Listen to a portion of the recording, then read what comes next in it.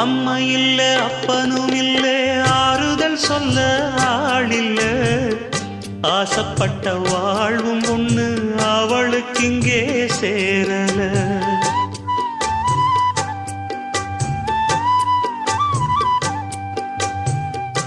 ஆளான நாளிலிருந்து ஆசையும் வச்சா மாறல